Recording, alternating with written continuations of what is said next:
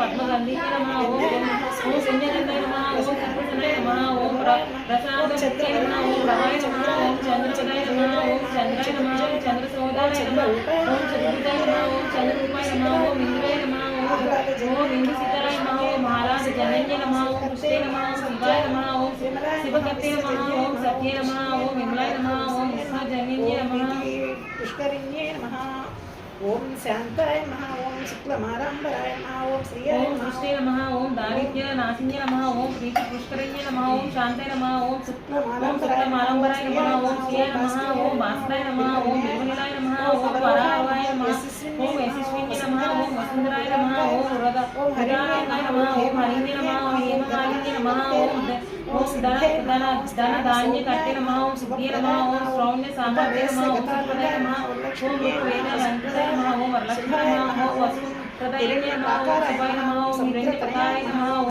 సముద్రస్థానాయ నమః ఓం జయ నమః ఓం మంగళదేవే నమః విష్ణు వక్షస్థలసితాయ నమః ఓం విష్ణుపతియే నమః ఓం ప్రసన్నాక్షే నమః ఓం నారాయణ సమాసితాయ నమః ఓం దారిద్ర్య సంచినే నమః ఓం దేవే నమః ఓం సర్వదారిణ్యే నమః ఓం నమోస్తాయ నమః ఓం మహాకాళిన్యే నమః ఓం బ్రహ్మ విష్ణు శివాత్మకే నమః ఓం త్రికాల జ్ఞాన సంపన్నాయ నమః ఓం భువనేశ్వరాయ నమః ఓం శ్రీ అష్టలక్ష్మి అష్టోత్తర శతనామవళి సమర్పయామి.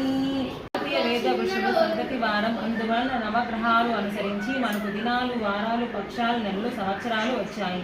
ప్రతి గృహలక్ష్మి స్త్రీ 7 వారాలకు 7 వరాల నగలు వారి వారి స్థాయిని బట్టి శరీరారోగ్యానికి తప్పక ధరించాలని మన వేద ఋషులు పెంపు పొదిగిన ఆభరణము ధరించేవారు. అలాగే 7 వారాలకు ఆయా గ్రహ పూజలు చేసేవారు. అందువలన నవగ్రహ ఆరాధన చేసేవారు.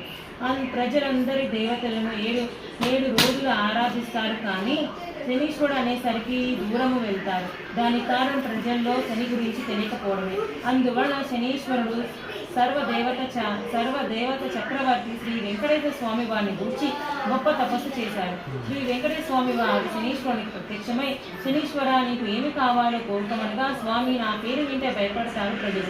ఇక స్థిర వారం అనగా శనివారం నాడు స్నానాచము నుంచి పూజించి వారికి వారము రోజుల్లో వచ్చే పుణ్యఫలము ఆ ఒక్క రోజుల్లోనే ప్రజలకు వచ్చినట్లుగా వరమిమ్మనగా, అలాగే శ్రీ వెంకటేశ్వర స్వామి వారు శ్రీ శనీశ్వరాని కోరిక ప్రకారం భక్తులు నిన్ను కొలిచి శనివారం నాడు పూజిస్తే గొప్ప ఫలం లభిస్తుంది. అంతేకాదు శనివారంలో నేను కలిసి ఉంటాను.